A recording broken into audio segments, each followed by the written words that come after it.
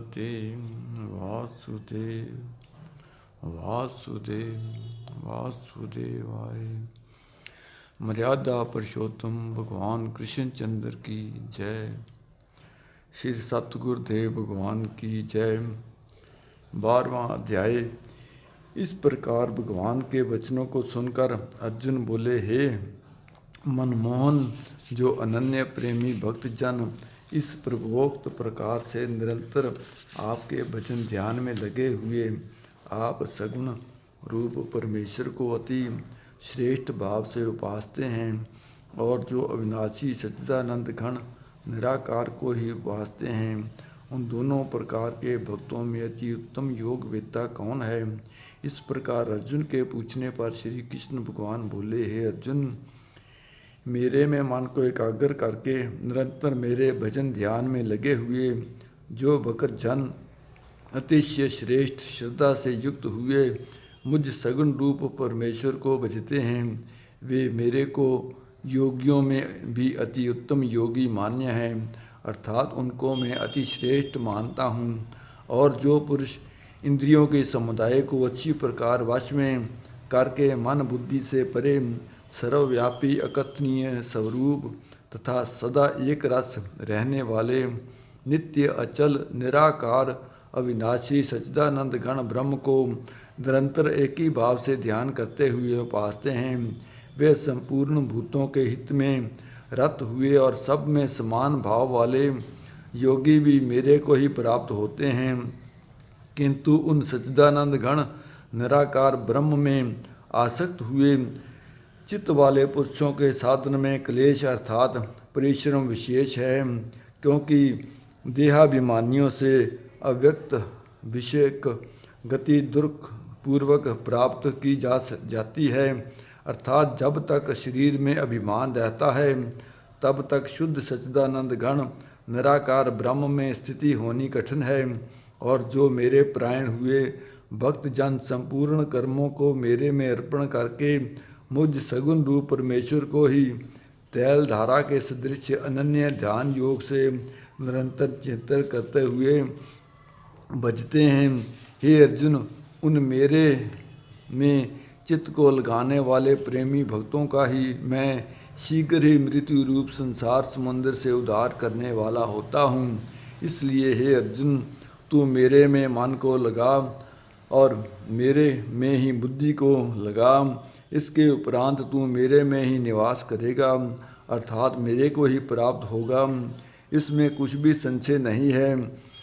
यदि तू मन को मेरे में अचल स्थापन करने के लिए समर्थ नहीं है तो हे अर्जुन, अभ्यास रूप योग के द्वारा मेरे को प्राप्त होने के लिए इच्छा कर। यदि तू ऊपर कहे हुए अभ्यास में भी असमर्थ है तो केवल मेरे लिए कर्म करने के ही परायण हो। इस प्रकार मेरे अर्थ कर्मों को करता हुआ भी मेरी प्राप्ति रूप सिद्धि को ही प्राप्त होगा, और यदि इसको भी करने के लिए असमर्थ है तो जीते हुए मन वाला और मेरी प्राप्ति रूप योग के क्षण हुआ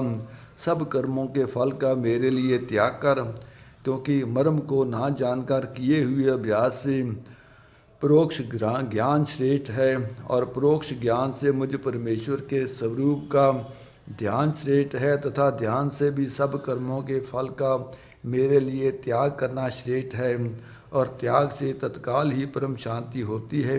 इस प्रकार शांति को प्राप्त हुआ जो पुरुष सब भूतों में द्वेष भाव से रहित एवं स्वार्थ रहित सबका प्रेमी और हेतु रहित दयालु है, तथा ममता से रहित एवं अहंकार से रहित सुख दुखों का की प्राप्ति में सम और क्षमावान है, अर्थात अपराध करने वाले को भी अभय देने वाला है, तथा जो ध्यान योग में युक्त हुआ निरंतर लाभ हानि में संतुष्ट और तथा मन और इंद्रियों सहित शरीर को वश में किए हुए